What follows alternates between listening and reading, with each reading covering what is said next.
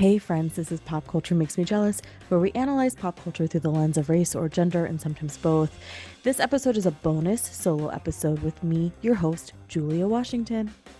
To hear the full episode, you can join us on Patreon. It's really easy. You just go to patreon.com/popculturemakesmejealous.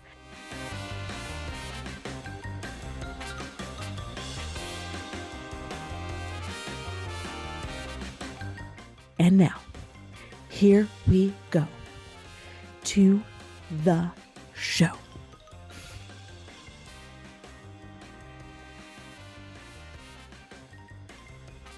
Daisy Jones and the Six was first published in 2019. It was written by Taylor Jenkins Reid.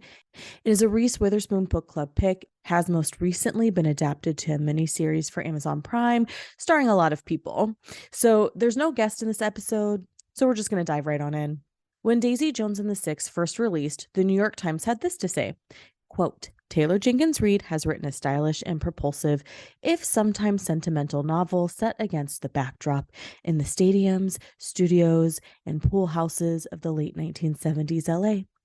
Though the back cover suggests that everyone knows Daisy Jones and the Six, the book is the story of a fake band in a real world. Daisy Jones and the Six is a fairly earnest portrait of the 1970s through a mockumentary without mocking. End quote. I purchased this book on publication day, excited for the story of this fictional band.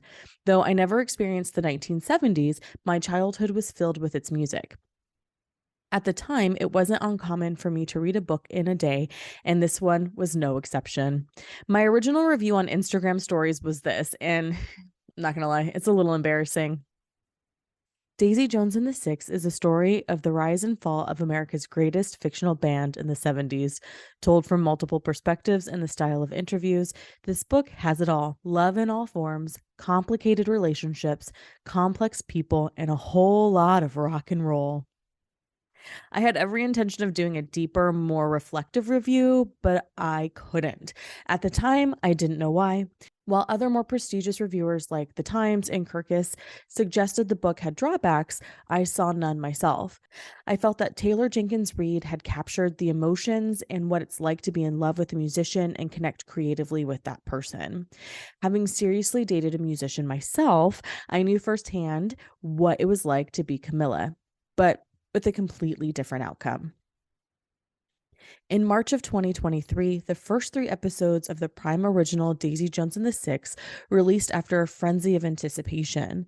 Hello Sunshine did a fantastic job with all elements of marketing and advertising the show's release, with the actor and author buy-in. If this campaign isn't studied in future academic classes or what you can do for a book to screen adaptation screen release, then I would be shocked. Not only did the actors do the traditional press junket, but musicians were hired to take the album Aurora from the book and bring it to life. This album released on streaming platforms, making Daisy Jones and the Six the first fictional band to ever hit #1. The series was adapted for screen by Scott Neustadter. I don't know if that's how you pronounce his name, and I maybe apologize if I got it wrong, and Michael H. Weber. You've heard on this show before in the past, when a woman's writing is put in the hands of a man for execution, things get lost in translation. And while it seems pretty divided on the internet whether or not the adaptation is good or represents the book well, the changes were clear, and the team behind them stands by those decisions. The book offers nuance in a way the series doesn't. It is, in my opinion, the missing nuance is what we, as Daisy Jones and the Six fans, were hoping for in the series. The book was already a good framework for bringing the story to life. While many critics suggested the interview style boxed in the characters, what is left unsaid is just as clear as what is said, making for an easy transition to screen. On March 24th, Vanity Fair ran an article outlining all the biggest changes from the book to series.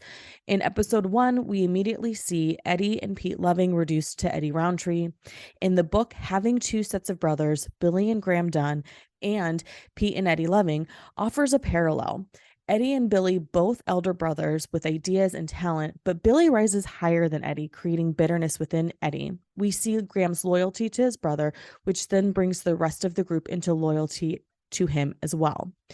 Two sets of brothers show us this creates a different type of tension.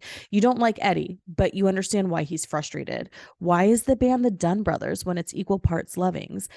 This tension grows, and even after a name change, Eddie is so irritated with Billy that there's no coming back from it. When interviewed with Time magazine, showrunner Scott Neustadter had this to say about Pete, quote, "The Pete character serves as a function in the novel, but doesn't have much to say. He's not the most dramatic. We know if we were going to cast Pete, the actor might want to do more. It felt like eliminating Pete enabled us to do more with the characters that we had in the ensemble." I think that removing Pete, even though he didn't have a large speaking role in the show, in the book, was a little short-sighted. And here's why. Though his only speaking role comes at the end of the book, what he offers throughout the story contributes to Eddie's anger. Unlike Graham, Pete playing music with his brother is a short-term gig. There's a part in the book where Pete says he's going to quit, and everyone panics and wants Billy to talk him out of it. This makes Eddie so angry. He's standing before the band, telling them he's tried and Pete's not going to change his mind, but no one is listening to him. Maybe you know that feeling, telling someone something that you, the person closest to the situation, the expert, if you will, and in this case, the sibling, and it falls on deaf ears. Being unheard is infuriating. And for Eddie, this wasn't just another moment when he was ignored. It was one of the final blows. Okay, friends, since this is a Patreon bonus episode, that's all you get. For the full thing, you can find us on patreon.com/popculturemakesmejealous. As a member, you get benefits like bonus episodes and other stuff too. I appreciate you for taking the time to tune in. Also, we have a book club, the Jelly Pops Book Club. We read Daisy Jones and the Six in March of 2023, and it was a really good time. We have some awesome people who show up. So if you're fed up with the patriarchy, love to read, and love television and movies, we might be the club for you. We only read book-to-screen adaptations. And one more thing before I go. We recently hit 10,000 downloads. We have since surpassed that number.